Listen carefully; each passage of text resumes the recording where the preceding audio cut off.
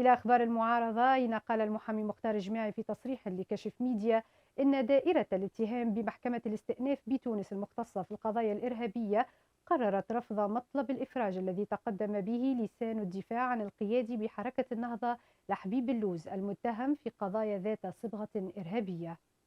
قررت دائرة الاتهام بمحكمة الاستئناف بتونس المتخصصة في القضايا الإرهاب رفض مطلب الإفراج عن الشيخ حبيب اللوز الذي تقدم به دفاعه بعد أن وقع تقديم مطلب سابق لدى قاضي التحقيق المتعهد بالقضية، ولكنه رفضه. وقع الطعن بالاستئناف في ذلك القرار، واتخذت دائرة الاتهام